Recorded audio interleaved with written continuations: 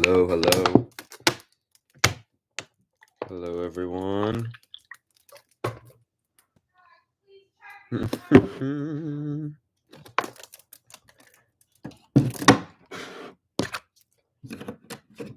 How's everyone doing? How is everyone doing?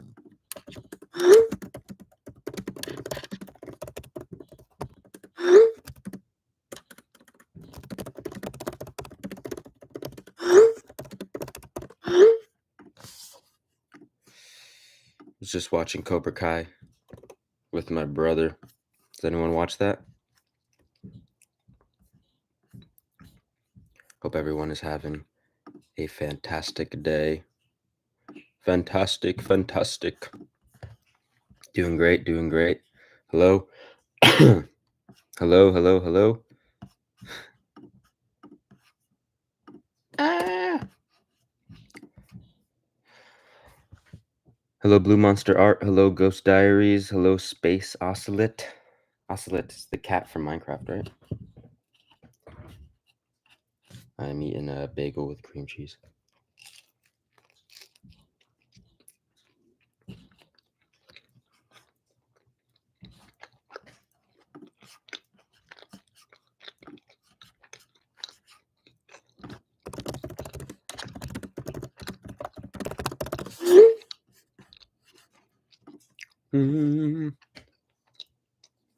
How's it going these days? It's going good. Busy with with different things. My senior thesis film production, which I would love to talk about in this stream.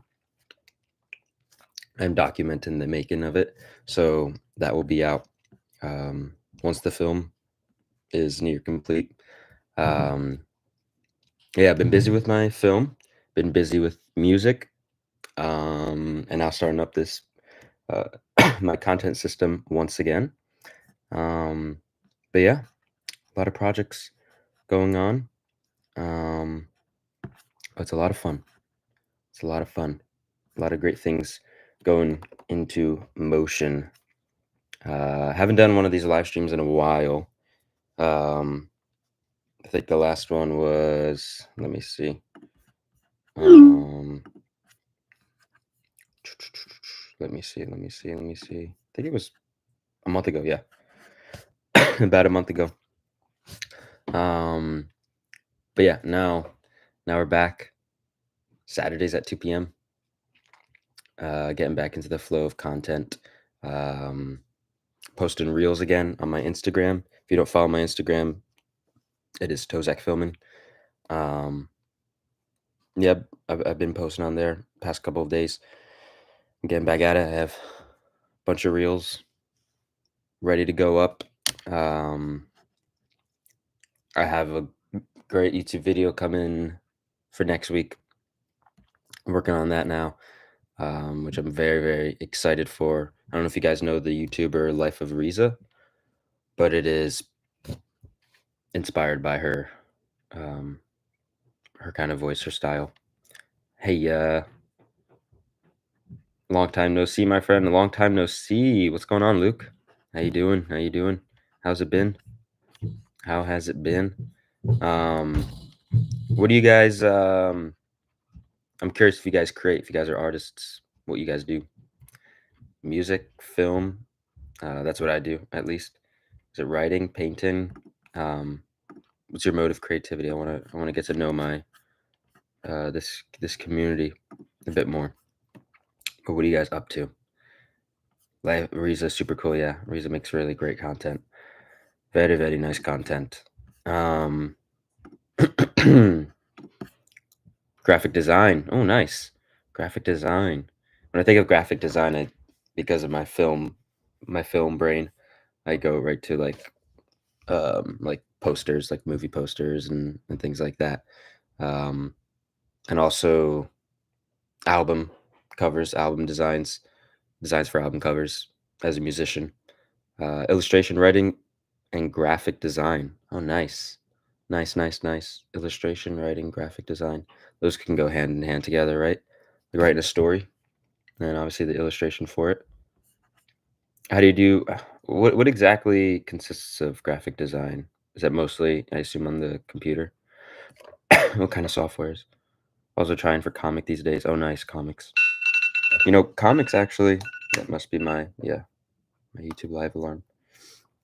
Um, comments, comments, comics, comics. I wonder if there's like obviously I know like manga's a mainstream. I don't know if is that a comic. I assume it's a comic. Um, but I wonder what the transformation of comics into a more mainstream kind of medium like film and music and things like that would look like. But I don't know. Also do YouTube filmmaking. Just uploaded your 2023 rewind on 31st. Oh, nice. Nice, nice, nice. That's reminded me I want to make my director's reel and post that at some point, but I think I'm also going to wait until I finish my senior thesis film so I can include those shots in there. How do you deal with horniness? I hope that's not too inappropriate. I need help since I started self-improvement. I assume you're talking about um like um semen retention, those kinds of things. Um Actually something that I heard that was very, very helpful um was whenever you get that feeling. Okay, I'm gonna draw it to something real quick. Um if you guys are aware with the chakras, the seven chakras that go through the body, the energy kind of um the energy, uh uh the wheels of energy. You have to look more into it.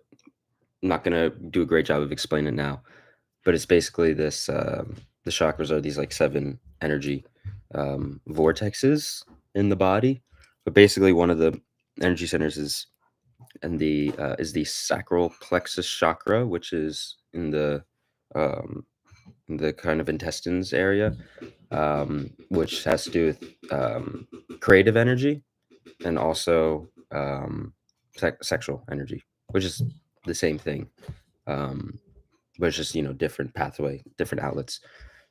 And something I heard that I think it would help a lot of people is when you get those impulses, then you can realize that it's coming from the same source as your creative energy. And so instead of releasing, you could do something creative. Um, you could switch your mind and focus that energy and focus that impulse towards something creative. Like in that moment, choose to do something, to pursue something creative. That could be very, very helpful. But yeah. That's what I would say. Um, and also it goes hand in hand. It lines up with creativity, being an artist, things like that. Um, yes. Underwater basket weaving. What is that? My friend I did a skit with my friends one time, and my one friend brought that up as a joke. What was the joke? It was something like, ah, man, I forget. It was so great. It's called, actually, I think it's on my YouTube channel. It's called The Psychic. Posted it 2 years ago, one of my earlier videos. He mentions underwater basket weaving. Um, Photoshop, Illustrator, InDesign softwares. Yeah, gotcha. That makes sense. That makes sense. Um, yeah, I'd be interested in getting into some graphic design stuff at some point. The extent to that with my experience is just obviously the thumbnails that I make for my YouTube videos. Um, but yeah. Hmm. I don't know if you guys watched my recent YouTube video, Why Creativity is Important. Uh, that was a new kind of form of video, um, of a YouTube video that I was trying out, more of just like a stream, not a stream of conscious because I was reading off something, but more of a sit down and talk to the camera. And it was very easy to be honest in that form, very easy to be natural. Um, a lot of my videos follow a script, um, and that one was more just kind of free flowing, which was nice. It was nice to do. It was fun. It was fun to do, um, because I was able to be more like open in the video, and also something that I really care about. It's actually, if you want to, I think if you want to understand like why I'm doing this YouTube channel, what my main mission is with YouTube and with being an artist and connecting with other artists via all of this online stuff. Then my most recent video, why creativity is important, will give you a pretty good idea of why, of that reason of why I am doing all of this. And it basically has to do with, creativity is is your connection to the source of ideas, and the source of ideas is responsible for what life is on this planet for us as individuals and a collective.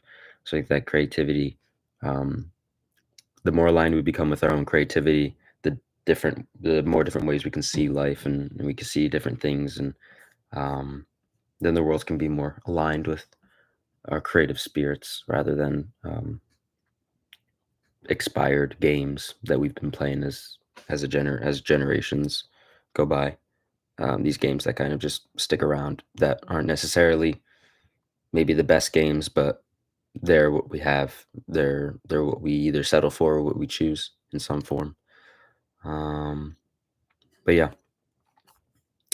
Also, I did want to talk about um, something um, regarding being an artist and also just making it work out in life, making it work out as whether it's a career, whether it's a dream, or whatever it is. I think it's a very I think becoming an artist in some way is one of the more seemingly risky paths, life paths, because there's not really.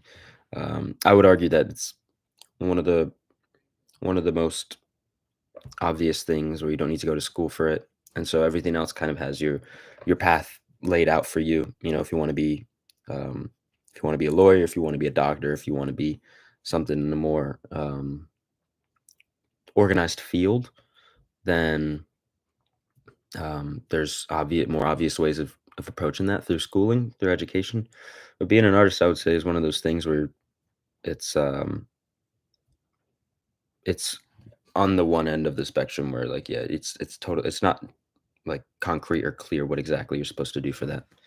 Um, you go to school for the craft, um, but also the craft itself, the nature of the craft itself is so open and so infinite that you know um, there's not really like an end all be all authority education system that validates what it means to be a part of that selection of career, which is an artist.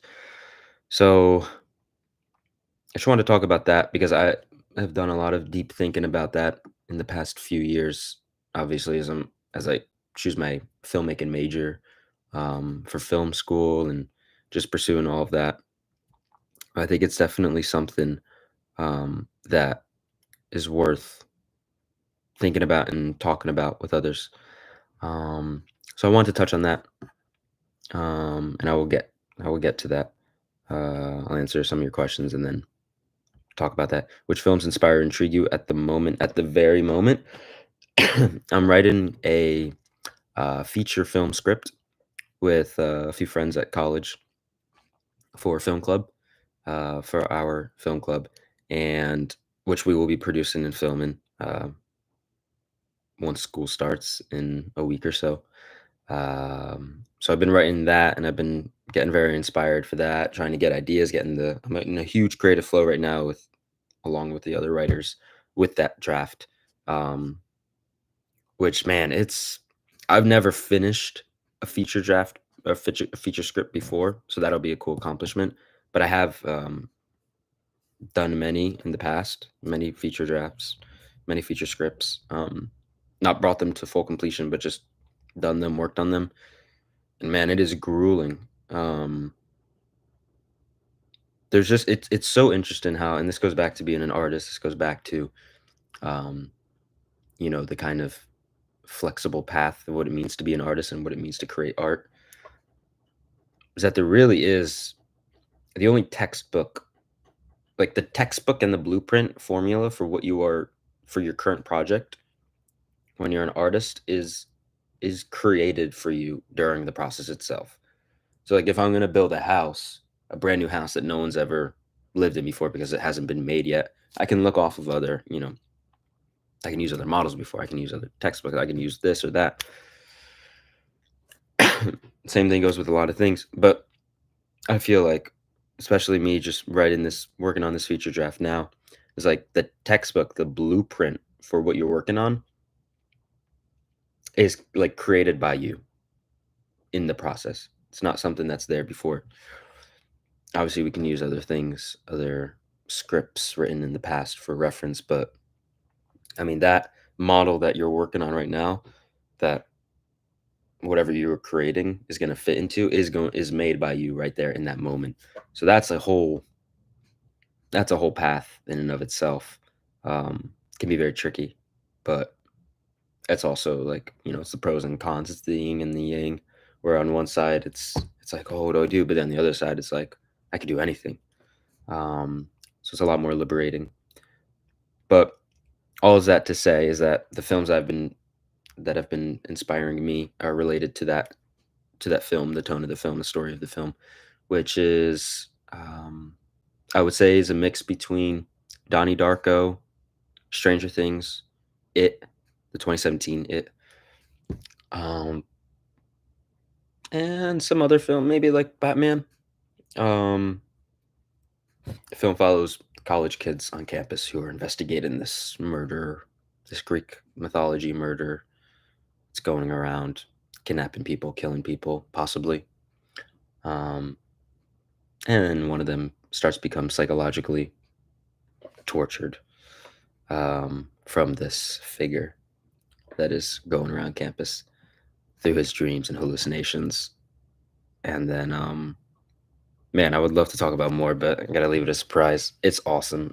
I love it. I really love where it's going with everything. It's a lot of work to pull together something like that. But in the film club, we have like 40, 50 people. So just me and the writers working on the draft now over this winter break, and then we're gonna get started with production next week, pre-production, and then start film in February. Um, that's the goal, or well, that's what's gonna happen. But yeah, can't wait to see it. Thank you. Yeah, I'm excited. I'm excited to follow through more with the production. It's gonna be a lot of fun. But yeah, that will be a whole thing that takes up a lot of my time. But it will be documented, so that'll be awesome. Why very good movies most of the time flop? Um, I think it has something to be said about our collective, um, consumption of media, of art. Um, I think the way that we look at art is, on a general basis, to be entertained by. I don't think that we collectively look at art as I don't think that we consciously, as humans, we consciously look at art and see it as something to deepen the meaning of our experience here together in this life. I don't think that's something that we consciously think about. I think it is on the most on the most general basis is, um, just something for consumption, for entertainment, and that just shows in what we decide to watch. Um, but sometimes you do have those movies that really do break through, that are entertaining, but also, um, collectively offer something really unique, something that deepens the experience. And when it's that good, it's that good. I think one of those movies, for me at least, that I kind of saw was Parasite, because Parasite was very, very popular, very, very entertaining, but also very, very meaningful. I think a lot of people were did resonate with that film and what it was saying. Um, and it was the first foreign film to win Best Picture at the Oscars. And sometimes when a film is really that good, it just transcends things.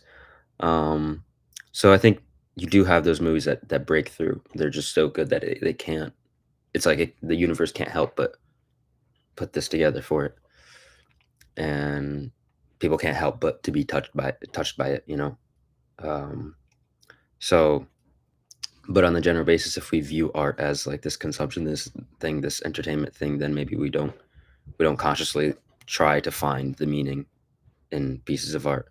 And that connects to AI art as well, and where AI art would head in the future. Because again, like I just think about the movie Wally, where humans are just made to consume and not made to create, and that's what I talk about in my most recent YouTube video. Um, and yeah, it's I think if we view art, the only role of art as consuming, um, as something to be consumed, then AI art doing everything for us would make sense because we can just allow the AI art to make something that is at least entertaining and something that's easily consumable. Um, but again, if we look at it at a different type of, if we want art to have a different type of role, then I think that the human art, meaningful art, will take more priority. Um, but we have to ask ourselves, like, what's the point of art? What is art for us? And I think art is the greatest celebration of life. At least that's what I feel. Um, yeah. Oi, Renata. Beijinhos, beijinhos. Hello, hello, hello. Thank you for coming. Hello, Tozak. How are you? I'm doing good. I'm doing good. Doing very, very nice. How's everyone here? How does one handle paralysis or blanks in writing where your mind gets stuck at a point on the page? Writer's block. I have a few reels on writer's block. Um, I think they're a bit older. You might have to scroll a bit. But maybe watch those. Those could be helpful because I talk about certain specific activities that you can do. So things that are very practical. Um, but in general, paralysis or blanks in writing. Um, in general, it's normal. Like, don't invalidate that. That's there for a reason. There's no, I don't think there's like one answer for it. Because on one hand, you can sometimes you need to like force yourself to just write because eventually, because sometimes it gets so overpowering that you allow the power dynamic to shift in the favor of the right of whatever's causing the writer's block. And then if you allow that to grow, then it's like anything. It's like the old thing of, which wolf are you feeding? And if you keep feeding the wolf that is blocking you creatively or just allowing you to not write because you're too afraid to write, then it's going to get stronger, and then that's just going to become your identity. So sometimes you really do need to push through it. Sometimes you need to like fight through it and just force yourself to write anything, even if it's god awful garbage. Um, Sometimes you need to force yourself. But on the other hand, the rest and recharge and refilling the creative well is equally as important. I will say always, no matter what, honestly, whatever it comes down to, any situation, any question like this, you have to follow what you feel is truly the best for you in the moment and whatever situation it is. So whether that is just deep down that you have to force yourself to get through this, to write this, then do that in the moment. If you know deep down that this has come from somewhere really deep, and you need to take a break and rest, and maybe that's something you haven't done in a while, then do that. Um, so that answer is always within you. But something that, again, you can watch my other reels for practical things. Something that I would recommend you do, and this is something that I'm going to talk about in a future video, but do a stream of conscious writing activity where if you're writing your script or you're writing a story or something in the moment and you're like, I can't think of anything, I can't do anything, I can't. If you're feeling these feelings, do stream of conscious writing for like 5 minutes. Just get like I think pen and paper is best. If you want to type it, you can, but stream of conscious write for just 5 minutes where you have to write something, but it doesn't have to be about the story. It could be about anything. So you just write and you just flow, and sometimes it's just getting those gears turning. You get those gears turning, and then you return back to the script. You can surprise yourself. Also, if you do stream of conscious writing, you're showing your body, you're proving to yourself, because sometimes like me thinking that I can't write for my script means that I can't write at all, but that's not true because you can write. Maybe you're having difficulty writing this story specifically, but you can write, and sometimes you just need to prove that to yourself physically and in the mind. So stream of conscious write for like 5 minutes. Prove to yourself, prove to your physical body, yes, I can write. I can write. I don't. I don't need to let this fear stop me, and then return to your script after that. And also another thing is if you stream of conscious write for like 5 minutes while you're working on your story or your script, chances are you're probably going to be writing about your story, even though you don't have to. If you start stream of conscious writing, you'll probably start. You might start something like, you know, "Oh, I can't seem to write anything in my script, yada yada. This script, it's about this and that, and again, in stream of conscious writing, the number one rule is that you don't stop writing. You know, even if it's the words I don't know what to write. So you keep writing, and you're like, "Oh, I can't write this. I'm having trouble writing the script. The script is about this and that, and it's about." And next thing you know, you're pumping out ideas for the script. Then you return to it, and maybe there's an idea in there that resonates. But yeah, that's something that you could try out. Um, but yeah, it's again, it could be a matter of just forcing yourself to write something, or giving yourself space, time to, you know, reflect and recharge and fill in that creative well. Which I think I have. I don't know if I have a video. No, I don't have a video. I'll turn it into a video. I wrote a blog. If you want to subscribe to my website where I do all my blogs, my blog post, the link is in the description of my YouTube videos. Um, I do have a blog post about filling the creative well, which is something important that you need to do when you realize that you're like exhausted or, you know, something like that. You need to refill yourself, recharge yourself creatively. You can read that blog. I have some tips on there for that. Yeah. Yo, Isabella. Yo, what's up? Hey. Oi, Julieta. Oi, tudo família no Brasil. Oi, oi, oi. Beijinhos, braços. Which director style of directing are you into? Ooh, that's a good question. I I love Javier Dolan. I don't know if I'm pronouncing that right. He's a French director. French Canadian? No, I don't think French Canadian. I think he's just French director. He does a lot of like drama films, melodrama with like has to do with the psychology of the characters and the interactions between characters, and it's a really beautiful way of depicting like more realistic films. And it's really really great. He's so good at directing. I think the way that I resonate with his directing styles, um, he seems to something with I don't know if it's the framing of the camera, but he seems to just make it so easy for us to see the honesty in all of the characters and the realness and the rawness. So something that's important, I think, in any film. But just something about the way he does it is just so raw and so genuine and so honest and so pure, very pure, like pure filmmaking. It's like a puree. Um, it's really, really great what he does in his films with his characters. Stanley Kubrick, I would say, maybe is the biggest inspiration for my directing style, and especially with my future productions too. And I imagine, like, when I daydream about what my future films are going to be like, I think about Stanley Kubrick's like the number one. Um,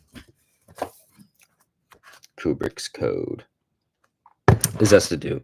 If you're into conspiracies, then that's a great book. There's a lot of conspiracy theories with his films.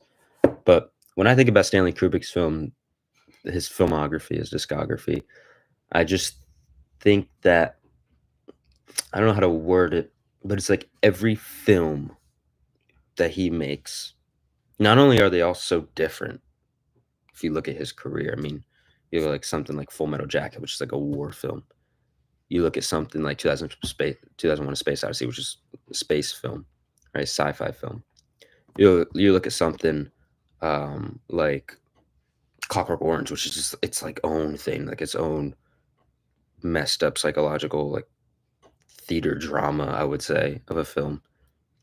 Then you look at something like Eyes Wide Shut, which is kind of maybe similar to Clockwork, but it's also its own completely own thing. Doctor Strangelove. I mean, you look at all these different films; they're also different. And so that kind of variety inspires me as a director, like to branch out so many different kinds of genres. The Shining, horror. Um, but each film just feels like its own theme park. Like it feels like its own, like whoa, like it's its own completely different universe. And for me, sometimes I do feel like that feels very refreshing as opposed to maybe other directors who kind of stay in similar territories. I feel like Damien Chazelle kind of does that too. His films are very different, but something about Stanley Kubrick's discography is just like so, and it feels so collected. The vision feels so deep, so wide, and so grand. That's what inspires me really as a director. It's just having these pieces of each film is like its own piece of art that feels much more than like I don't know. There's something beyond the film, especially with like 2001: Space Odyssey. You guys got to watch that film. That film is crazy. It's my favorite film. It's my number one best film of all time that I've ever seen. Film that resonates on the deepest level with me. But yeah, that's the directing style that really inspires me. That grandness is just is incredible. Any advice for overcoming perfectionism? My short film Louisa on my YouTube channel is about this. Um, and hey, maybe the ending of that film can inspire you. And honestly, I'm gonna use that ending actually. Oh, should I spoil it? It has to do with like you have to realize that the voice of perfectionism is not does not will tell you lies. It will lie to you. And it will make you think that you're trapped when you're not really trapped. When it's actually a lot easier than you think.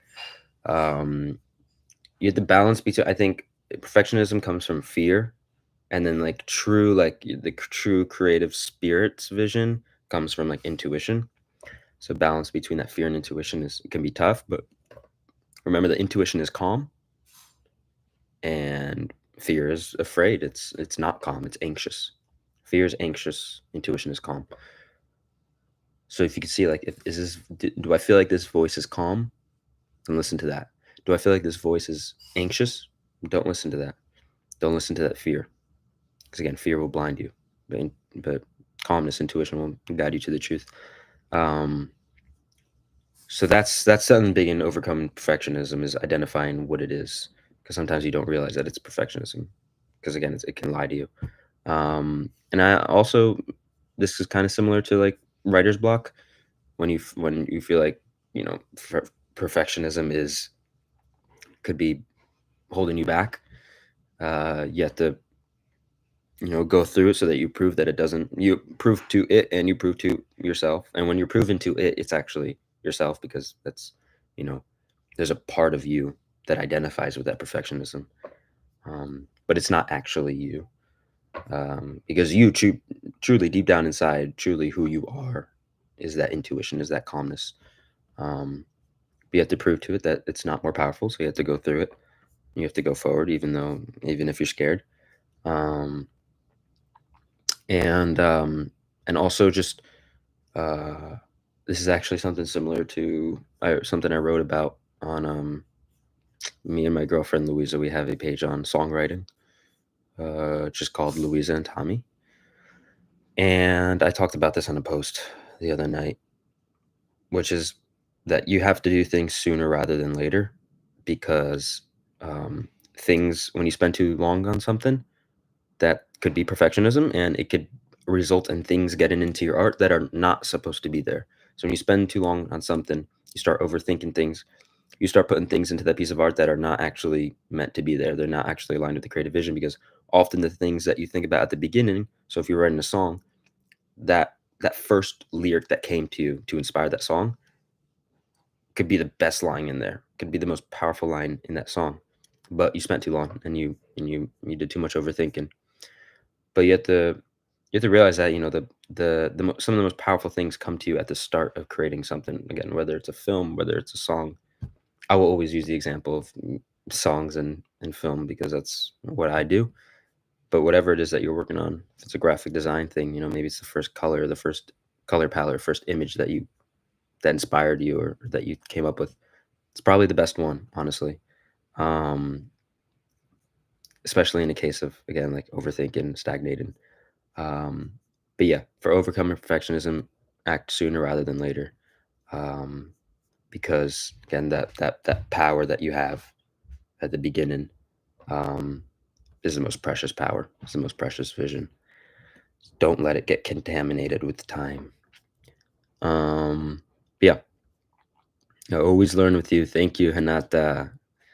Thank you, thank you, thank you. Oh, it's Louisa. Hey, Louisa, using my mom's phone. Hello, Louisa. Thank you for joining. I wish you were here. My brother Joey, he was saying, "Are you gonna do it with Louisa, the live stream?" I was like, "No, Louisa's in Brazil." But thank you, Louisa, for coming to join and support. Good afternoon, Marcelo. Good afternoon. What movies make you sad? I think I have a. I will pull it up actually on Letterbox. Um, if you guys don't have Letterbox, Letterbox is really great. You guys can log in your films that you've seen. You can review films. You can make lists on films. It's a lot of fun. But I have a list on Letterbox of films that have made me cry. Which I have to add the Barbie movie to actually. Um, yeah, here it is. A Ghost Story, one of my favorite films, top 4. I'm Thinking of Ending Things, incredible, incredible film. Charlie Kaufman is, I think that one's on Netflix. But yeah, I'm Thinking of Ending Things is awesome. Moonlight, uh, really, really, really great film. Paris, Texas, also one of my favorites. Masterpiece. That ending was one of the best endings. I rewatched it like 3 times when I saw it for the first time. Ballin'. A Star Is Born, one of my favorites. I think it's a masterpiece. The Florida Project. It wasn't until the third watch that it really hit me, and then I was, yeah, that's a really, really great film. Paddleton, extremely underrated. That's with the comedian Ray Romano, if you guys know. That's, oh, what show does he do? That's the show, Ray Romano. What show does he do? The Everybody Loves Raymond. Everybody Loves Raymond. Yeah. He did a film called Paddleton with another comedian, I believe. I think it's on Netflix. Oh, Paddleton. That's what it's called. So good. So good. Train to Busan. It's a zombie movie. It's incredibly good. Marriage Story. We all know Marriage Story. Marriage Story is a masterpiece. Last Black Man in San Francisco. Wow, it's been a while since I've seen that film, but that one was really good. And then Wally. Wally. Speaking of Wally, yeah, those films have made me cry. Yeah, not, I don't know necessarily sad, all of them, most of them, but those ones make me emotional. Do you think that this call for the art has some bigger meaning in your life experience, like something beyond this reality? Yes, definitely. Um, like I said in my most recent video, I think that art creativity comes from somewhere more spiritual than physical. I don't think that it just is connected to something that we see. Something that I have my own, beliefs. Um, I don't know when I want to dig into really the depths of that, but I will say that, something that I think about a lot is the sensory apparatus that humans have. Um, so if we look at like, um, how our sensory apparatus has evolved over time, if you think about like let's take a species on Earth that didn't have eyes, maybe, um, and you know because the animal does not have eyes, it cannot see this thing that's in front of it. But it doesn't mean that it's not there, right? It just means that that species can't see it. Um, but it's still there. It's still there in front of that animal. Just can't see it because yeah, they haven't evolved or developed eyes yet. It's not part of their sensory apparatus. But once they do, then they can see it, and then it's there, and they realize it's actually been there the whole time. And I think about that a lot with humans. And this in the universe that we live in, um, there's more than meets the eye. Um, and I think that there is something deep within us that is a very is like a sixth sense. I mean, there's probably millions of senses that are possible, um, but like a sixth sense kind of deal. Something within us that can detect a certain energy or a certain something beyond this reality. Um, and I do think that art taps into that. I think that art has come from this source that's beyond what meets the eye, certain ideas. Um, and I think that we have worked with it in the past with everything that we've created, all of the art that we've created as a race, whether aware of it or not, but it has channeled itself through us with the things that we create. And I think if we work consciously with it, and if we work consciously conscious of its existence, then we can co-create consciously and voluntarily co-create with it. And then it's like that's what I think. I think that's what we're on the brink of. That's what I believe. I believe that the human race is on the brink of the more spiritual. Um, but yeah, and I had a dream too of like one of my dreams was a very profound dream. It had something to do with making art and just like that. If you look at like things almost as like chemical reactions of emotions, right? Like what's the chemical reaction that's responsible for love? When someone I love walks in the room and I feel that, what's that chemical reaction? What is that mystical thing? What about for art, And I was just in the dream, it was just the profundity of making art and then that kind of the science behind why I love art so much. Um why does it move us? What is it moving within us? I think that's the beyond. Um and yeah, but the point in all of that, purpose in all of that, I think is to give us direction and a reason um for life itself, because if we ask, like what is the point of life, what is it all, what does all it all mean, is there a point to life, like what even is, but the nature of experience itself, something as magical, the fact that I can watch a film and be touched on the level that I am touched and just be totally encapsulated by that thing that was created by people like me, that is enough of a reason to want to excel in this experience of life. Um, it's an expression of the beauty of what's possible, I think. Um, but yeah, and also it's just very important creativity. You watch my most recent video. It's very important for building a better world. Yeah, it's sad that he died after Eyes Wide Shut movie. He died. Yeah, he died. Stanley Kubrick, AI artificial intelligence. Did he film some of that movie? I forget. I know he was working on that with Steven Spielberg when he passed away, 1999. It's another conspiracy theory. Um, of why he died. If you know, you know.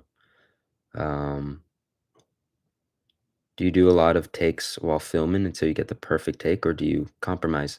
Um, yeah, no, I do a lot of takes. The it's time to take your dream seriously video. I think that was like 15 minutes of footage I used, and the raw footage was like I think about an hour, maybe. I think maybe about an hour. It's like 4 times longer.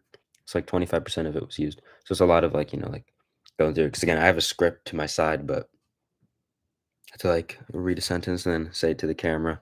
Because I was like, I don't have the time to, I'm not going to make the time to memorize the whole thing and just do, off of my head.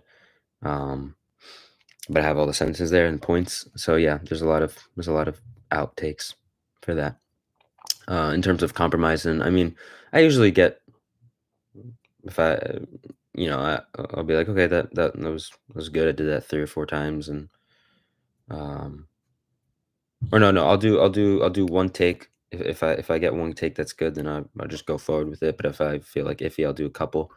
And then if I do like 3 or 4 usable ones, but I still don't maybe have a great feeling, then I just trust that it's there and just move on. Yes, Kubrick is clean and concise and expansive. Yes, yeah, definitely very. Yeah, when he has a film, when he has a vision, he has a vision and he goes with it. Memoirs of Geisha, gorgeous cinematography. Ooh, nice. I'll have to check that out. What's your major? Film school, film, um, digital filmmaking. That's the specific name. Yes, yes, yes. Hey, actually, I'm learning music production right now, but it seems that I can't do that shit. Why do you think that? Why do you think you can't do it? You can. I promise you can. Um, what software are you using? GarageBand's free if you have an Apple thing. And I'm sure there's other free softwares if you don't have Apple. I use Logic Pro. It's an investment, but it's a worthy investment in my opinion. It's worked really, really great. Um, Also, best form of learning is doing. So just make a song. Don't wait to make your first song until you feel like you've watched enough tutorials. Just make a song right away, even if it's simple. Um, but yeah, Isabella, yo, greetings from Austria. Hello to Austria. Hello, hello, hello. Welcome here. Welcome here. How you doing? How you doing? Um, Thank you for joining. I wanted to talk. I mentioned this earlier. I want to talk about. Um, I want to talk about my experiences being an artist, trying to make this whole thing work out, right? Like chasing my dreams, but also just like making this work out for me, as like a life path, um, as something that functions in a good balance in my life. Um, and maybe something will help you guys. So maybe something inspires you guys, and also just let me know because this can be a discussion. But I did want to talk about today with you guys about pursuing um, pursuing the artist's life as as a way of living, as a way of functionality. Because I think something that I talk with my friends sometimes about is and this fear that I remember when I had this like very dreadful fear of like, okay, I want to be, I really don't want to do something in my life that I don't enjoy. That is, I really don't see myself being anything other than an artist. Um, I just remember feeling that dread of like, oh God, like if that even happens, and like, I can't imagine like doing anything other than art in life. I would like die spiritually. I would have no motivation for. I would just be depressed. Like that dreadful fear. And I know it's a lot of things that you guys probably go through as well, and a lot of other artists like us, because we have this like deep desire to be an artist, but it's not the easiest journey, to pursue something like that. Um, and making it work out, something that helps along the way, just seeing others who have done it, others who are on the path, um, and just hearing the experiences from others that can help you, and even if it's just words of assurance to to to remind you of the truth, to keep going forward, then that's great. Um, but um, but I would say, so from my experience doing this whole, just to give a little context for my journey, I started making videos for Vine, um, back when Vine was a thing. I think I was in middle school. I don't know if you guys were ever on Vine, but I used to make Vines. I used to make little videos, and that was connected to my interest in production at this, like video production at the time. I made a film, a Michael Myers film with my siblings. It was like 7 minutes long. Um, I've always been surrounded by just like the love of movies from my family. Then I got into video production in high school. I took video production classes, got close with the teacher, and then just got really obsessed with that, editing, all that stuff. And then I realized like, man, like this is, yeah, I mean, this is my main thing now, like video production. I would really love to do this. I really want to do this. Um, and then think it was, I forget, when did Hereditary, the horror movie, if you guys are aware with it. I remember I watched that in theaters. Um, I was probably a sophomore or junior in high school. I remember watching that movie, and that was the first movie I ever saw where it made me think like, wow, movie making is like an art, uh, that is deeper than I thought it was. Um, because before I would look at movies and just like, oh yeah, that was cool or that wasn't cool. But then Hereditary, when I saw that, that was the first time I ever thought of that I was made aware that there's actually conscious creative decisions made in the framing of a shot. That's when I started using terms like cinematography, editing, pacing, things like that. I started looking at like the science of what it means to make a film. And then I realized I was like, wow, there's a whole rabbit hole here. And that's when I started doing all my looking into that. I watched every like behind the scenes thing of that video, all the interviews of that film. And I started getting obsessed with other films in that same way of like looking at films that way. And that's when I guess I became kind of like a cinephile. That's when I started my Instagram account where I did movie reviews, and I just started looking at films as like an art, and then I became more and more obsessed, and I was like, okay, I really want to, like, this is something like I want to do. Like, I started daydreaming about my own films that I can make, where I dig into these creative decisions of, okay, I'm going to use, you know, this kind of shot or this, this set, or this will be in the script, this will be genius writing in the story. All these minuscule things that I never really connected together. Before it was just fun making videos, like making fun videos, and then you start looking at it as like the art that it is. I started getting obsessed. And then senior year rolls around in high school, and then I pursue filmmaking. My parents are very supportive. That's something that I don't take for granted. I appreciate very much that my parents were supportive of my dream, because I know not everyone has that, and that can be a very hard thing um, to to deal with. And I can't directly relate to the experience of what it means to not have parents that support your dreams, that push you down other paths. But what I will say is that you need to listen to the thing within that's calling you to do the thing that you love. That voice within, that's always going to be the what you need to ultimately go with at the end of the day. Um, and your parents are likely going to do things to protect you and do things because they love you. And always listen to them and their guidance and wisdom, and never just ignore it just because it's different than what you want to do. But at the end of the day, that voice of intuition within, the true voice of your soul, is the voice that you need to go with, no matter what the world tells you. So that's what I would say regarding that stuff. But yeah, I decided to pursue filmmaking for colleges, and then I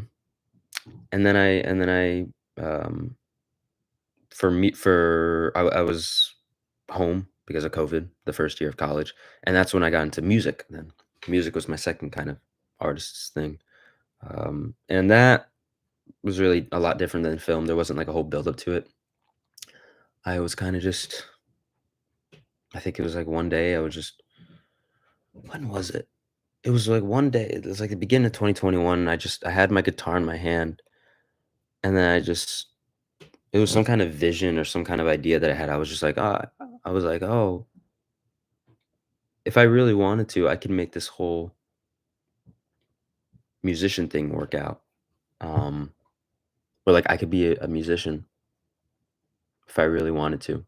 It was just very strong. It was a very strong vision, a very strong idea that I had in my head, or in my soul rather. And I always had like, a desire in the past years through high school, middle school, I guess, of just like, oh man, it would be cool to.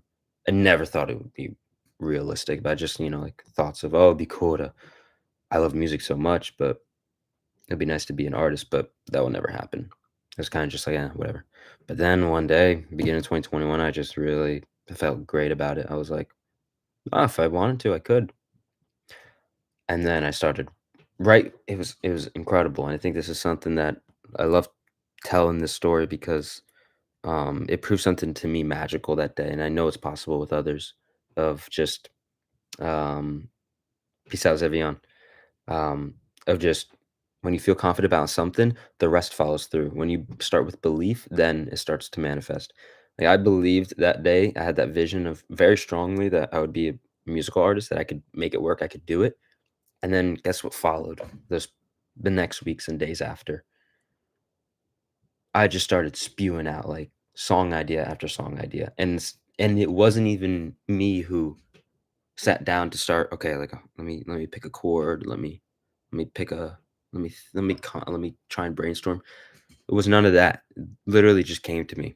I would be I would be walking around and I would just be start humming, and then I would just get all these melodies, and I was filling up my voice memos with these melodies and these lyrics that were just coming to my head, and just started with this idea, this vision that I could do it, and it's just amazing that whatever you tell your body and your mind, they can do it, um, if you truly have a good feeling about it.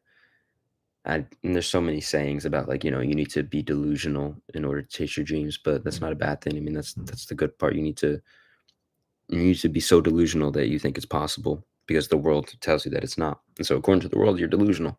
But actually it's very sane. Um, but yeah, I had that vision, I had that idea, and I started making songs after that. And and that was kind of how everything started for me. And um and the most important kind of, I don't know if it's revelation, but the most important thing that I've thought about as an artist trying to make this thing work out, which was beginning of freshman year, I think, college. Yeah, my friend and I, we started making this AI film. We started writing this script for this AI film, um, this short film, and that was when I remember when I looked up and I looked into like stories of people, how people made it. For example, like Matt Damon and Ben Affleck, those actors, if you guys know who they are, they their whole thing with Good Will Hunting, that was their first like breakthrough success, which they wrote that script on their own. They just grinded it out together. I mean, they grew up with each other, but they worked on that script, and then they brought it to production companies, and then it got produced, and they had, these non-negotiable deals of like, okay, we want to star in it, or we want to do this and that. And they wrote that script by themselves. It wasn't like anyone went up to them and was like, "Hey, you want to be a screenwriter? I got this film thing that you can write a script for." It's like, no, they created that path for themselves. So they created that destiny for themselves. And that's when I had this whole thought. And that's what I was kind of realizing, like, if I want to make it, if I want to make this whole dream work out, being an artist, I could have my own project. And it's got to be ambitious. It's got to be massive action. Um, and so it was very magical to write that script with my friend, with who was also interested in filmmaking, who also wanted to be writer director. It was it was awesome writing that whole experience of writing those scripts. And the film hasn't gotten done because eventually it went our own ways. Like, I was no longer virtual and then I had to go back. I had to go in person because of COVID. You know, that situation got less intense, um, or less restrictive. But the idea was there, and that experience showed me like what I needed to know and what I needed to realize, which was that you need to take the reins of your own projects. No one's going to do it for you, and you need to be ambitious with it. You need to lead it on your own. Um, I wasn't technically on my own because I had my friend. Um, just like like Matt Damon and Ben Affleck, they were kind of like partners in crime at the beginning of their dreams. But nonetheless, we had a project, and you need a project. You need um, you need to have something that you are leading creatively, and something that is showing your work, and something that you can put out into the world. And that's like the biggest thing that I is at the forefront of my mind and my soul. And I just something that I think is so important for you guys and for other artists is that, you know, I have a reel actually talking about this. If you want to be a filmmaker, make a film. If you want to be a singer songwriter, make a song. If you want to be a writer, write a story. Is that no matter what you have going on in life, if you are in school, if you have a job, if you have this, if you're doing side things, side hustles, if you're like doing little gigs or whatnot, I think that the most important thing, the most vital thing that you need to be working and doing is your own project, is your own creative project that you are leading. And that it's showing what you're capable of, what your potential is, and you're putting something out there in the world that is under your name. So I think that if you're a if you want to be a filmmaker, and listen, this is not the end all be all, but this is something I feel very strongly about. It's something that I've pursued with my own art.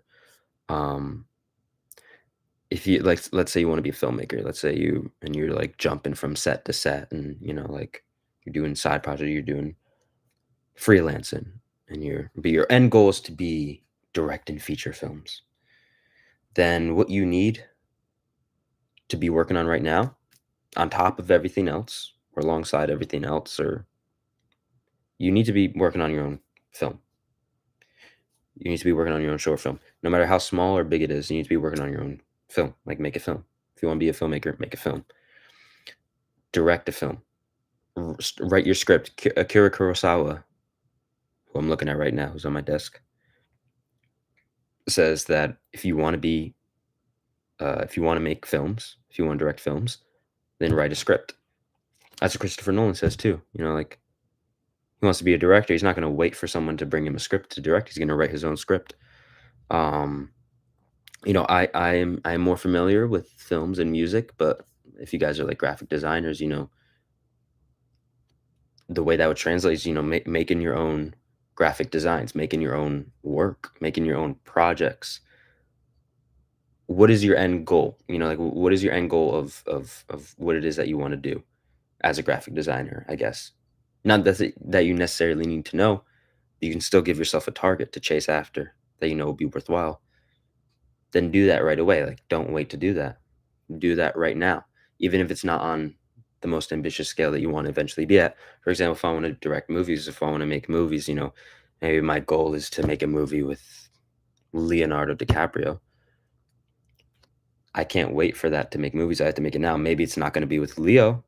Maybe it's going to be with my friend. Maybe it's going to be with an actor that I know from school. But I'm making my movie. I'm making my thing. I'm doing it. And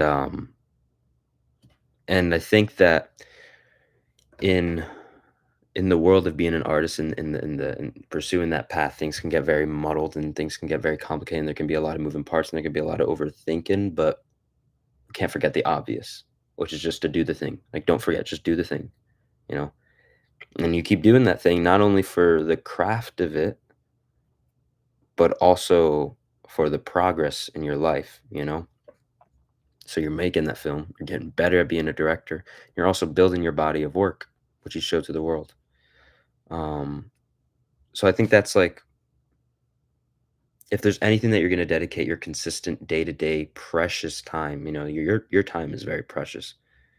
How you spending your days, like what you're going to do tomorrow, what you're going to do the day after, the time is very, very precious. If there's something to dedicate your time towards, if you don't know where to start, if you don't know where to begin, I would say the most valuable thing you can dedicate that time to is your own project, is your project. The thing that you're doing right now is the book that you're spending 2 hours every night working on.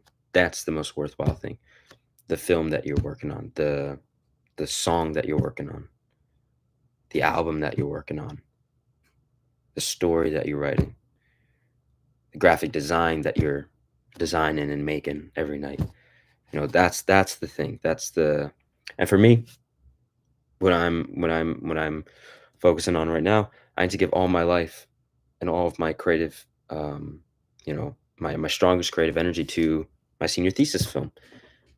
I'm in film school. I'm in my last year of film school, my senior year. This May, I'll be graduating, and then I'll be done with college. Right now, it's my senior thesis film. It's my biggest film that I've done yet, and that's my thing. And if you're not in school, that's okay. You can still do that for yourself. You can still make that for yourself. There's plenty of people who've made short films on their own.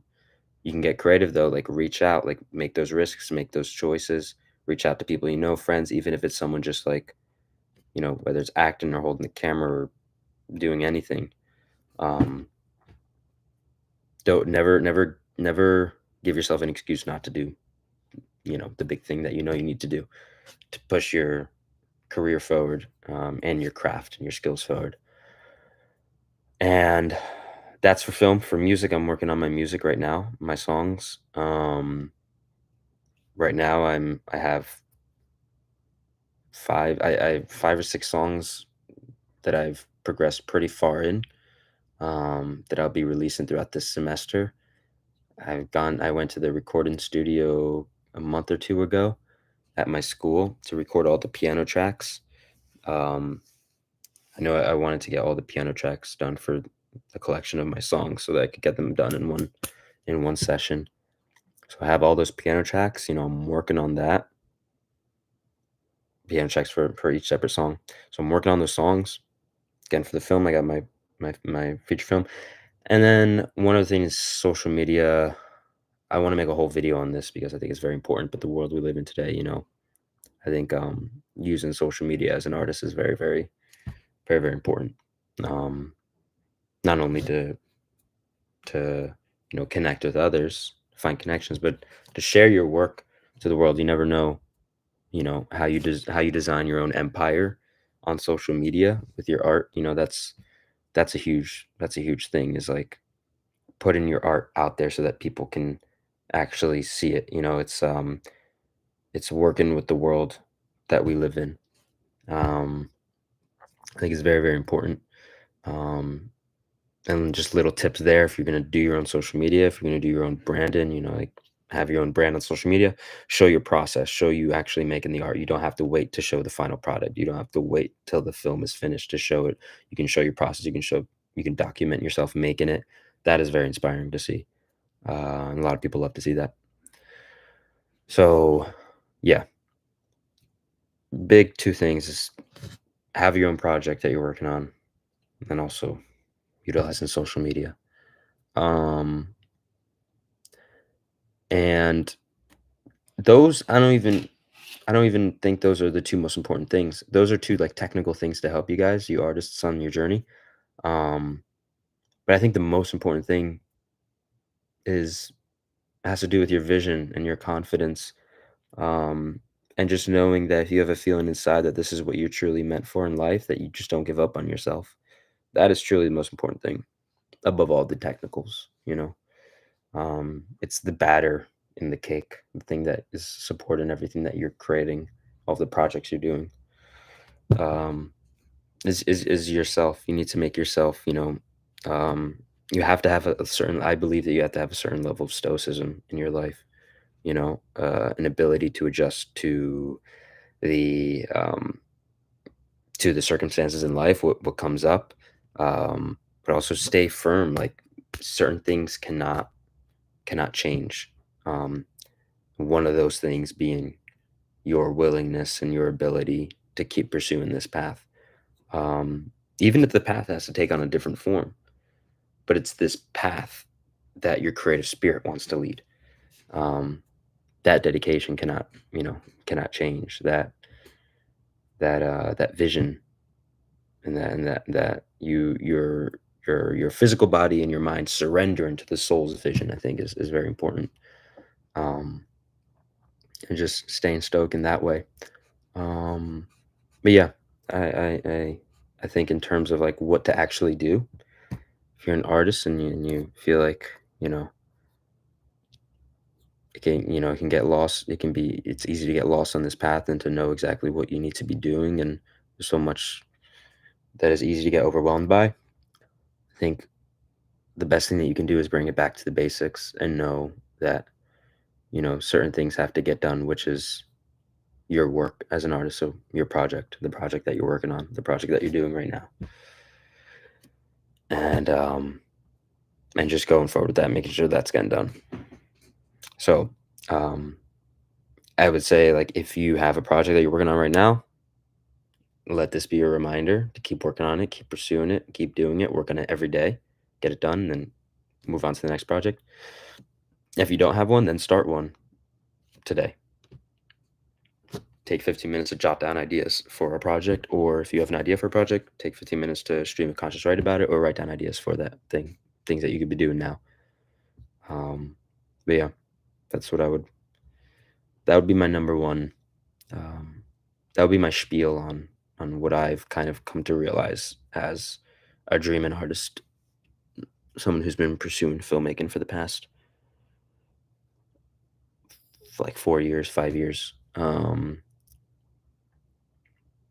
And I mean, I've only started this social media thing last summer, but I've known about it. I've known that I've needed to actually start doing it for a while before that. But it wasn't until I started doing it that things started going into motion. Um, so so yeah. Um, I hope you guys resonate with that. I hope that helps in some way. Let me know your thoughts. Let me read these comments. Um, Let me say, I made a song with my friends. I liked it a lot. Nice, nice. I'm actually, yeah, I'm gonna make a song with my friends as well.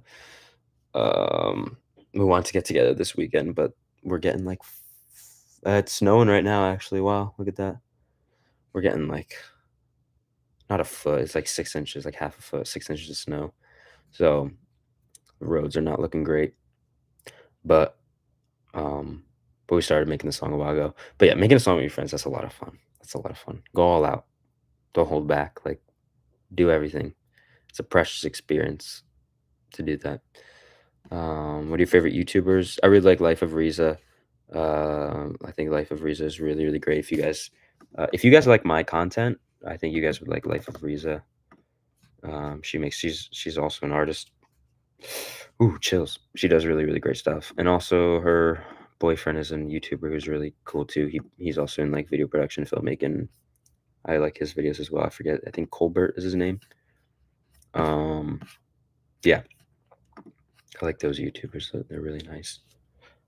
And then I would say Ali Abdal, Rui Ohama, um,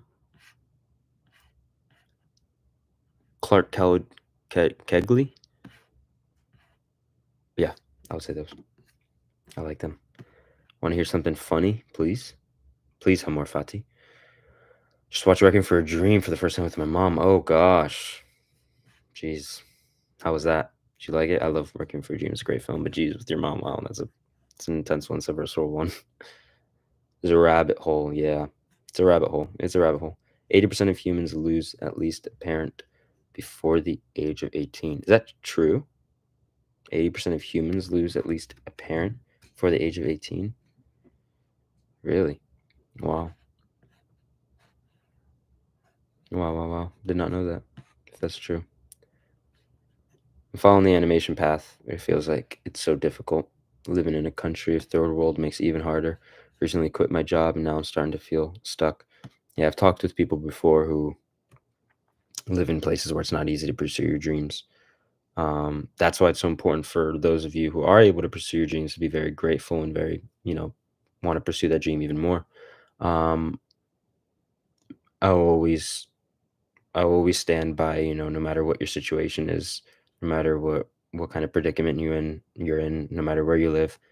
Um, the beauty and the genius of the human spirit, which transcends everything, is that it transcends everything, and that it finds a way. Like life finds a way.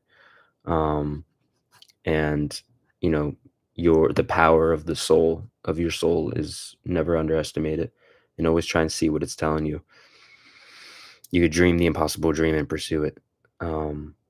So the more difficult if your situation is difficult, the more you rely on your spirit, and the more you align yourself with what your soul and your spirit wants to do. And again, it's that dream, it's that path, it's that intuition, it's the nudging. You have to listen to that, and you have to rely on it, and you have to follow it. um and and I think that's like the general, like when people ask me certain questions and certain things on what do I do in this situation, what do I do, how do I act. um I truly, my best the best answer that I can offer for something like that is that you have the answers within you. You have answers within you, um, that you may not even realize, that I don't even realize that I have a lot of the times in my own life. Um, and they are the answers to your specific situation. Um, and it's about unlocking those answers, and it's about finding out what that is, about what you need to do. Because no one's lived through your life. No one's lived in your shoes. Only you have. Only you've observed what you've been through. So the more that you can get at digging at that infinite intelligence that I believe is within all of us, which is not even like an intelligence in the form that we're used to. It's not logical. I think it's purely emotional, but it's emotional in the most complicated way. I think that that's the voice that you have to listen to. It's the voice of the soul, the voice of the spirit, um, and it knows all. So you need to tap into that, um, and just remember, like I said, this it's the stoic things as well, like a certain level of stoicism that you need to maintain. That no matter how hard life goes, you never lose sight of the truth. Even if you lose it for a bit, you never consciously stray away from it. A director would be definitely a better path to follow. Hey, if that's what calls to you. For me, I want to be a director, screenwriter. Yeah. And listen, it's not easy. It's tough, but it's possible. That was the most important sentiment that I left with my video. It's time to take your dreams seriously. Is that at the end I say, listen, like the most important thing is that you realize that your dreams are achievable, but no one's going to do them for you. But they're achievable. Like it can happen, but you have to decide to do it and do whatever that call is, that call of duty is. See you later, Zevion. Yeah, being delusional when it's about your strengths is where everything goes right. Honestly, if you believe it, then you'll see it. That's what I do. That's what I do feel. Yeah, you have to have like unwarranted confidence in yourself and then follow through with that vision. So you had an idea or vision about your future inspired through film. Well, I had a vision. I had the vision about being a singer-songwriter. Um, but yeah, I was very inspired with filmmaking as well, with directing, which is something that happens to me a lot throughout the days. I just get inspired and excited, and I think that's very important. I talk about this idea of finding the magic. I think if you find the magic, and when things get hard, when things feel like work, rely on that part of yourself that doesn't see it as work. Rely on the part of yourself that sees it as fun. The reason why you call it the dream in the first place. You know, if you want to be a director, it's because you love movies. It's because you love that idea of being a director. It's because you love that timeline where you're going to be directing films. So, what is that love? What is that enjoyment? What is that excitement? You can lean into that, and create your own inspiration. Um, but yeah, you need a vision if you're going to pursue these things. You need a vision for yourself, and you need a vision to guide you through everything. I've gone back to working on my first book again. It's scary, but I don't even care anymore. I just need to feel that feeling of going home when I open to my notebook. Great. That's great. I'm happy to hear that. That's very, very good. You should definitely keep pursuing that. It sounds like it's the right thing. Um, and I promise that if you keep working on that book, um, the projects are gonna stack. And that's how it goes, right? You keep stacking. It's like a ladder. It's like one step at a time. Um, and each book is a ladder in and of itself. With the whole journey again, like I said, I'm working on a feature script now, and that whole thing it's crazy. It's crazy how it all comes together, but it does. You have to trust in yourself. You have to keep pushing forward. Um, but yeah, again, like I said, when things get overwhelmed, when things get scared, things get complicated, you don't know what to do. Like bring it back to the basics. Bring it back to what's simple, which is just doing the obvious, doing the thing, having your project that you're working on, and work on it. Just do that. Hey, I just posted my first ever YouTube video. It's not perfect, but I'm proud of it, and I continue to play around with concepts and video niches. Nice. Proud of you. Nice, nice, nice. Nice, nice. That makes me happy to hear. And keep making the YouTube videos. Keep doing it. Yeah, like you're saying, keep playing around with the concepts, the video niches. Um, when I started making YouTube videos, this last summer of 2023, I was thinking about niches and thinking about um, what I should do, what kind of video ideas I should do.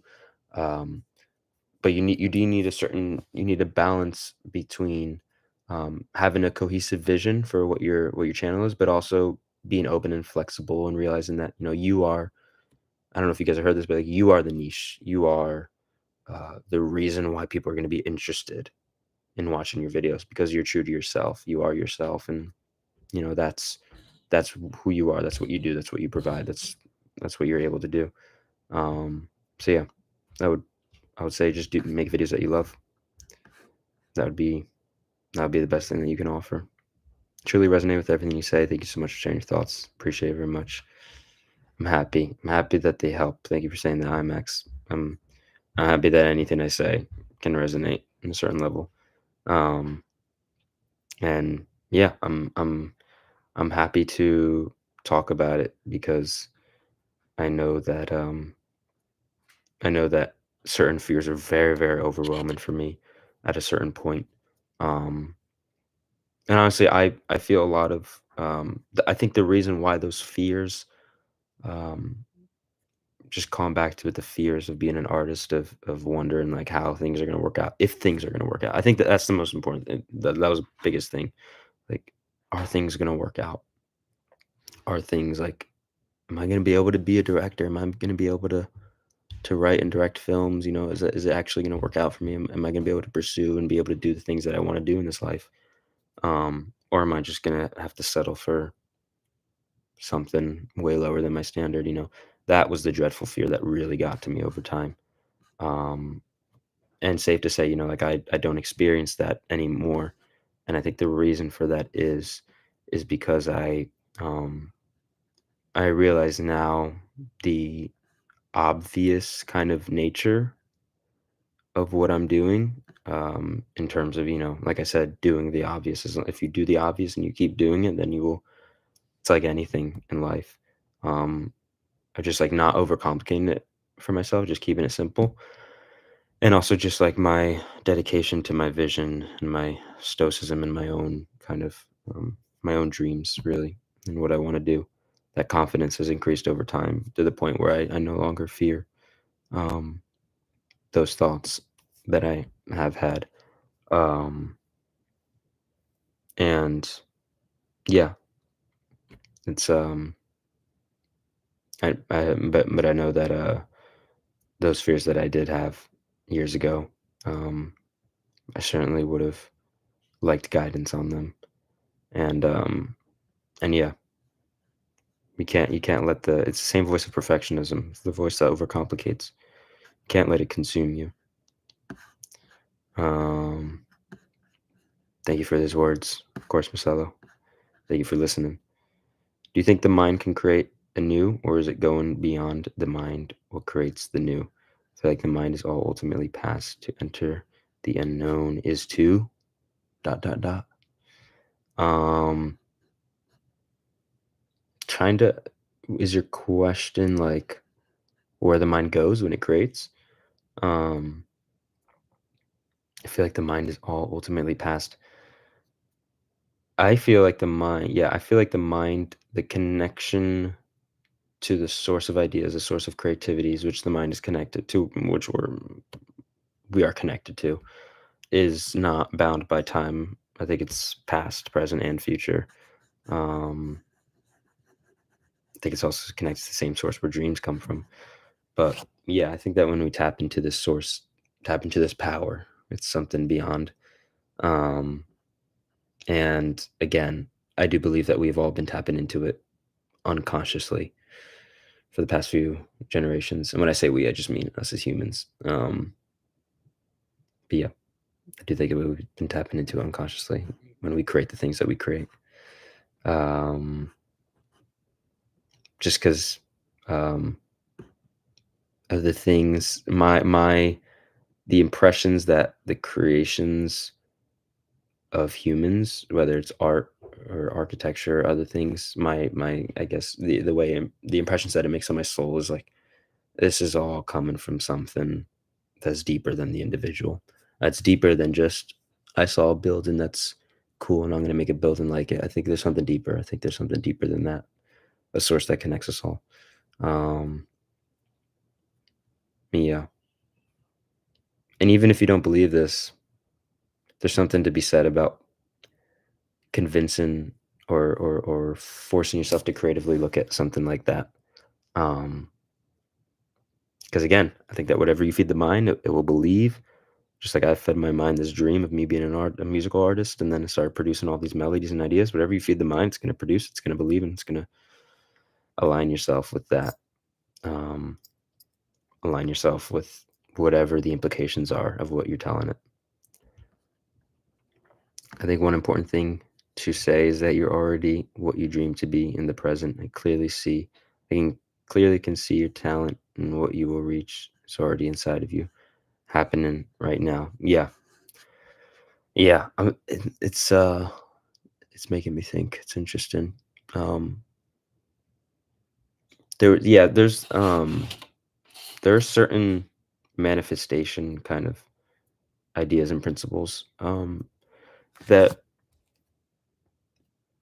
if you guys okay, I don't know how interested you guys are in like law of attraction, law of manifestation, but no matter how deeply you're into that stuff, I think there's something very um I personally am fascinated with all of it, but there's something actually very, very strong about it. I think that anyone can take away from it, which is this idea, and this is what you're talking about, Marcelo, that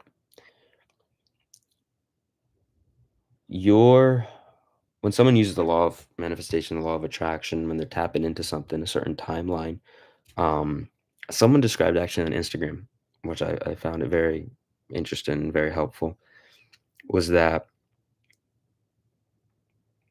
imagine life as a video game, and imagine that, um, let's say you're playing a game, and your goal is to defeat the final boss. That is your desired timeline. That is your desired, like you want to be. You're in Legend of Zelda, and you're like, I want to beat Ganondorf. That is my desired intention, my desired timeline. Um,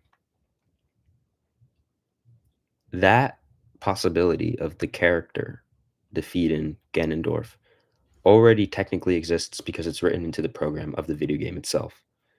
So it already exists. It's not like something that you're like, okay, I want that to happen, so I'm going to go create it and then it's going to, happen. You're actually just tapping into something that's already a real thing. Um, it's the same thing of like, my goal is to drive to Nevada. Well, Nevada's already been created. Nevada is already a real thing. It's not like you have to create Nevada and go there. It's actually just you need to decide, and then you put yourself on that course, and you'll be there.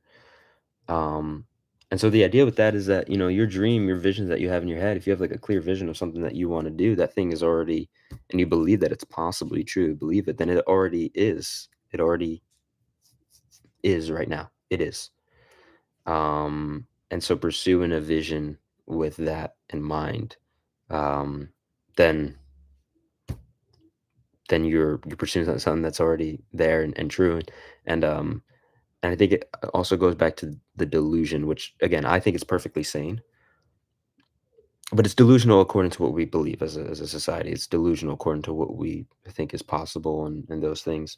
And again, even if you don't believe in these things or if you don't resonate with these things, like I said, I think there's something very interesting to be said about you convincing your mind that this is how things work, or that you convincing you're forcing yourself to look at it this way. Because again, whatever you feed the mind, the implications of those things, the mind will then project back out, or the mind will then feed it. So I think if you believe, you know, I think that's the reason why so many that negative thinking is so dangerous, because if you feed yourself negative thoughts, then the mind will believe that and it won't bother to pursue the thing that you actually want. So like this dream, if you want to be an artist, oh, but I'm not creative, I'm not this, I'm not that. If you feed your mind that, then it's going to believe that.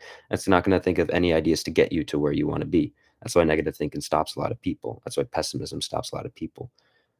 But if you delude yourself into believing the opposite, then your mind's going to produce ideas and your mind's going to produce things that can bring you to where you want to get.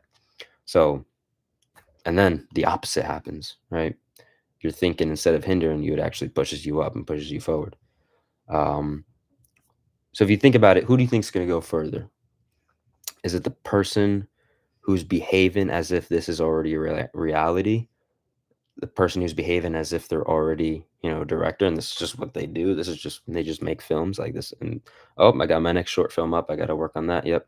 The person who has deluded themselves into thinking that, into believing that, or the person who is like, yeah, I would like to be a director, but I'm not a director, and I don't know if I'm good enough. I guess I'll try.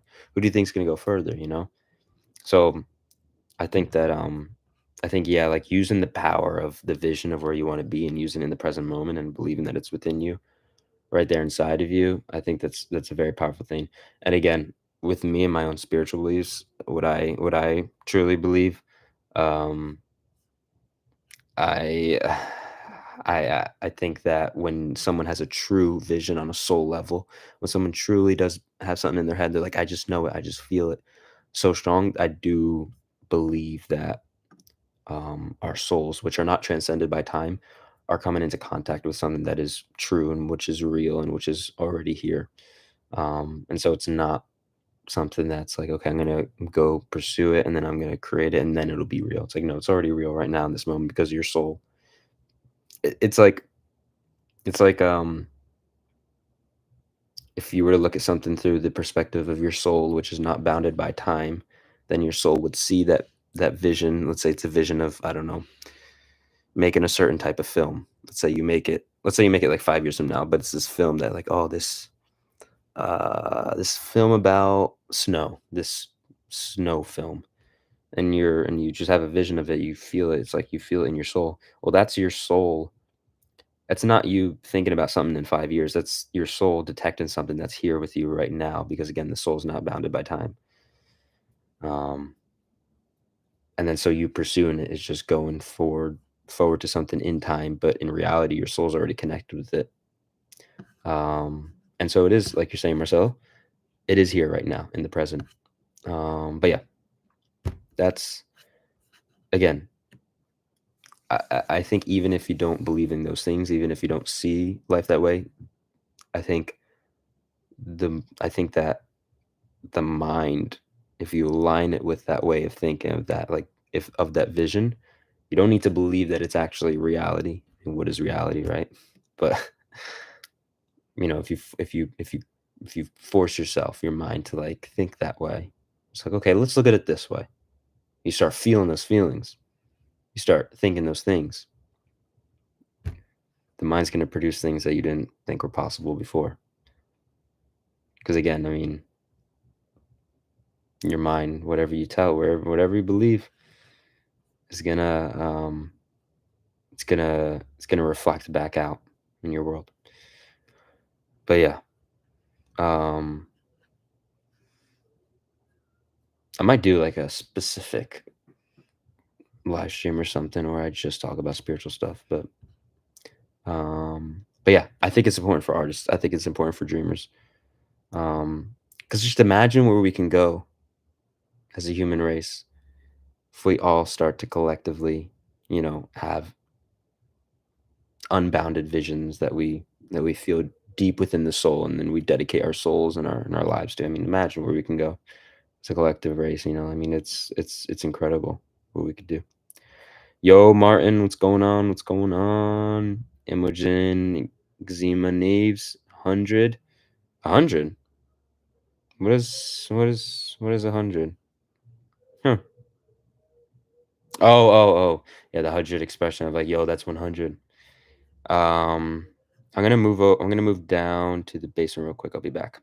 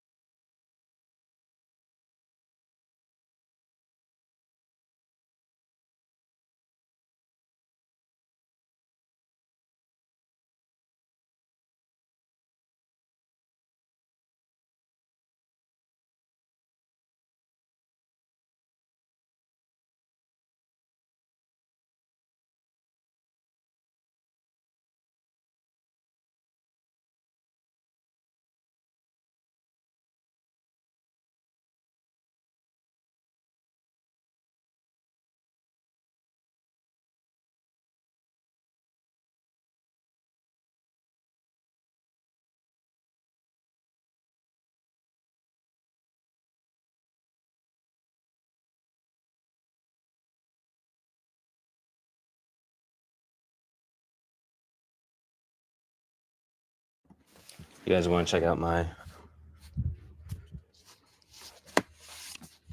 toys?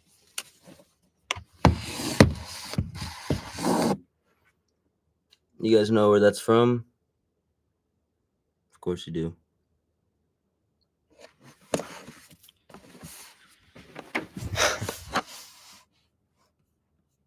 I set it up. I set them up for my because I was getting inspired by the feature film that we're working on right now, which, like I said, is very similar to Stranger Things, I would say.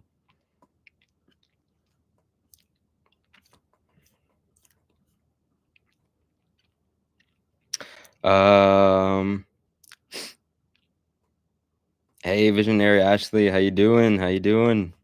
Good to see you again. Hope you're doing well. Hope you've been good. That's powerful. I'm happy that you resonate.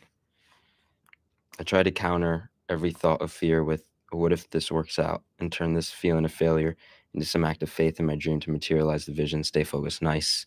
That's perfect. That's great. That's exactly what it is. That's the way you think, and you have to flow with that. You have to. Yeah, I think that power, that ability to, transform those thoughts and energy, and how they those thoughts and feelings and how they work for you. I think that's a superpower right there. Law of Assumption is my jam. Neville and Florence were geniuses. I don't know Florence. I know Neville. I was reading, I think, was an audiobook. I don't know. The Feeling is the Secret. Feeling is the Secret. If you guys are interested in the stuff that I was just talking about before, then Feeling is the Secret by Neville Goddard. Is that his name? Neville is very, very nice. Deep, deep. Yes, it goes deep. It's a deep rabbit hole. Oh, what's up? Yo, what's up, Tim? Tozak filming. What's up, Tim?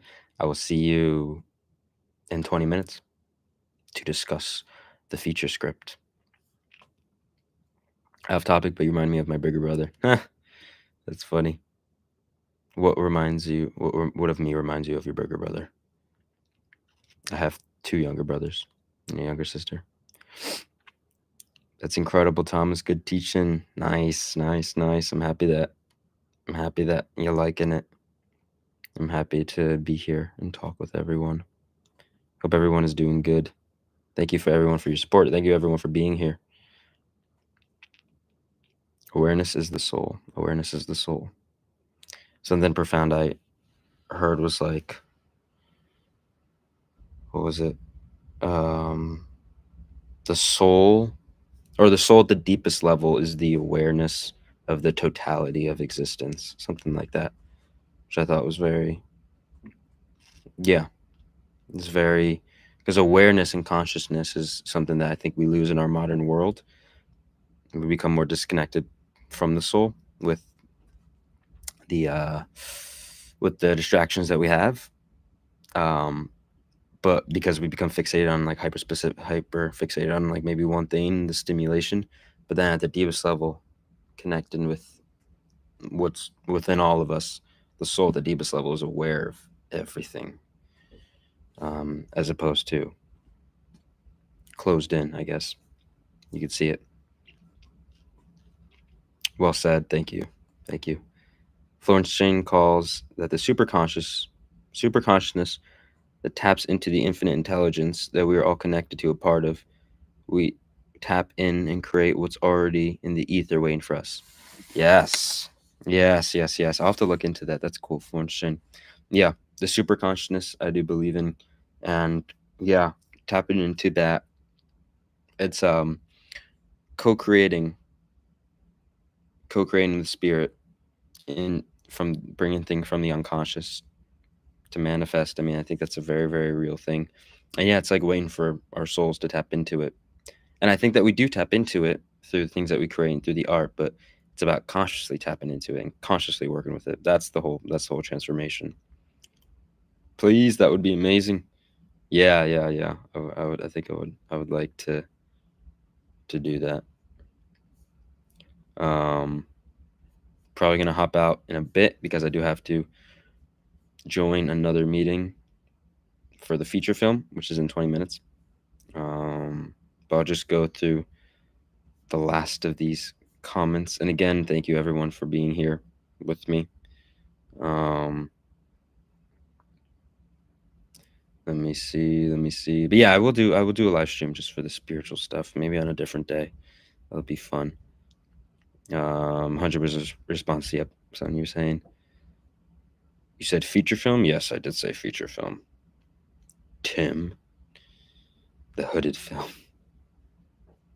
Hi, Tozak. Love from India. Love to India. Namaste. Love to India back. Thank you for joining. Thank you for coming. I'm good, Thomas. Thanks for asking. How have you been these days? It's good to hear that you're good. I have been busy with my senior thesis film and this feature film that we're working on for school. But other than that, been good. Just you know, just working hard on the dream. I hope all of you guys are doing good with your work and your projects and your dream as well. Um, you look like him, but you're more mature. That's funny. Oh, is it the beanie? Is it the jewelry? Maybe it's the mustache, the beard, or maybe it's none of the above. I'm English major. It's my last year in college. We have to do a thesis. I'm planning to research on inseparable bond between art and pain. Reviews as someone who loves to film and create art. Wow, that is cool. I love that. What that makes me think of is the connection between art and love and pain. Just how love, like pain highlights the thing that we love, and then love highlights the thing that brings us pain as well. Um, like if you're going through a heartbreak, then it just shows how much you love the person. Um, and so I guess then where my mind goes is then making art about that thing that you love, but obviously also making art about the pain that you experience. Um, but yeah, be interested to see where your angle's at in terms of the relationship between art and pain. It's interesting. Um, Inseparable bond. That's cool. I like that. That is very interesting. But um, my views on it would be on the inseparable bond between art and pain. Again, I'd be interested to hear your angle. I would say that art being an expression of how we view a particular thing um, could be connected to what causes maybe a lot of pain, a lot of arguably unnecessary pain. Um, which is, if you're if you're like super zoomed in on a situation, and then you're stressed about it, that causing maybe mental pain or something, then you're not zooming out to see it from a wider perspective, then that ignorance can bring you pain. Um, and art is connected to to perspective, right? Like art, the way you see something, art reflects the way you see something. Um, Art reflects perspective, and perspective can create pain. Um, but also the opposite is true, where art can offer a perspective that reminds you of the truth, and then so heals the pain. So there's an interesting relationship there. Yeah. Louisa, hello, Louisa, on your account now. Hello, hello, hello. I need to find. There we go. Hello, hello. You're an absolutely amazing human being right there, too. Thank you. Thank you, Brian. I appreciate those very, very kind words. Thank you for being here. Thank you for being here with us. You are also amazing. Thank you, Brian. I'm happy that this live stream happened. It's been, again, like I said, it's been a while since I did a live stream. Been very busy with my film, but I'm back at it with the regular live streams. Saturdays at 2 p.m. Really fun to be with. I'm happy. I'm happy that you think so. I have a lot of fun with these live streams with all of you guys. You guys bring up such great ideas and topics, and I love talking about them with you guys. I love this community that's here. I've attracted a lot of incredible souls with the content that I make, and it shows through what you guys talk about. So I really appreciate everyone's presence here. You look like Red County Orange and sound like him. That's funny.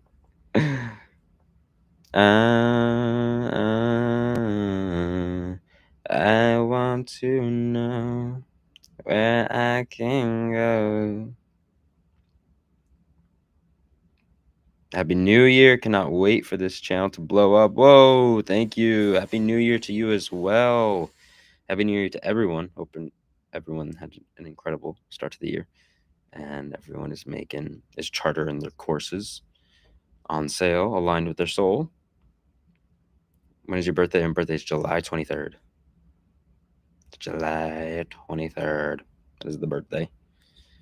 Suffering for certain takes us to another level of consciousness because it makes us question everything about our lives. It's the only thing that awakes us to see what's going on and how we're living. Yes, that's yes, that's true. That angle is very interesting.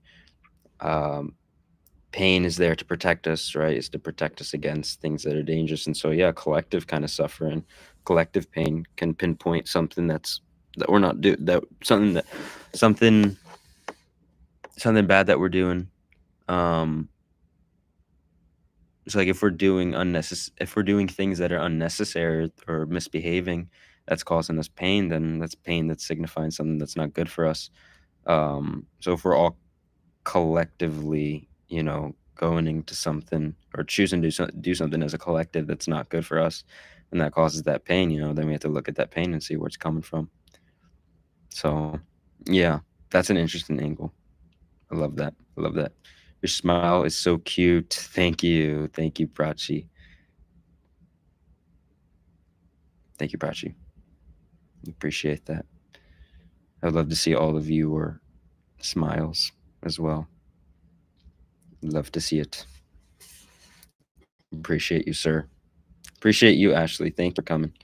Thank you very much for coming along. Hello, hey, Carrie, Carrie. Hello.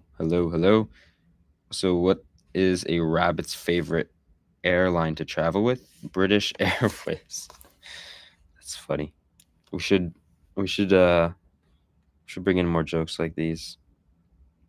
We should do like a try not to laugh or something. You guys just give me a bunch of jokes and then I'll give a bunch of jokes and I'll read them. It's funny. I'm gonna use that one. Appreciate you as well. Appreciate you guys a lot. How are you? Very good. Thank you for asking. How are you? How are you doing? I have seen Practical Jokers. Practical Jokers is very funny. Very, very funny. I love that. Love that show. I was just watching a video on it actually earlier today. I watched Practical Jokers years back. I met Q at a convention once. That was funny. I was outside of the convention. We were waiting in line, and then Q was just next to us, and he was trying to get in because there was a long line, and then everyone was like, "Is that Q from Practical Jokers?" And we were all whispering them on each other, and then he looked over to us, or he like looked to the crowd because everyone was staring at him because it's like, "Oh my gosh, it's Q from Practical Jokers." And he's like, "Oh, hey guys." Everyone's like, "Ah!" It's funny. It was a very funny moment. Turned 19 yesterday. Whoa! Happy birthday! Happy birthday! Happy birthday! Happy birthday! Hope your birthday went well. Hope you're feeling good. You deserve the best on this special time in your life, and yeah, I hope that you're aligning your life with where you want to be, and yeah, I remember when I turned 20, I was just thinking about like, wow, I'm officially in the third decade of my life. So just like, whoa, it's big things. But yeah, I hope you're doing well. No way. Yeah, yes way. It was no, it was a no way at the beginning. Then I was like, well, I guess yes way. Also, what happens when the frog's car breaks down? Gets towed away. That's funny. Where are you getting these jokes? This is funny. I like it. I'm gonna use these jokes. I'm gonna spread them. I'm gonna spread your jokes. Going through an existential crisis, but it's fun. Those can be great. They could be painful, but they're also really, I think existential crisis, everyone should go through an existential crisis at some point or another. Definitely. And even different kinds of existential crises. Like there's an existential crisis like, oh my gosh, like what am I doing in life? And then there's an existential crisis of like, what is life? There's different types. But yeah. You at work or school? I'm at home, which is also work. What kind of art do you do? I do film and I do music. You can check out my short films on YouTube. My music will be released in the coming weeks, in the coming months. Who is your favorite artist?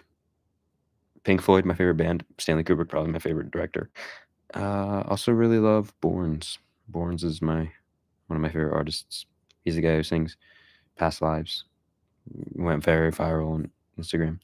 The song that goes like, ooh, yo, no way, a chair just creaked at the same time that I, ooh,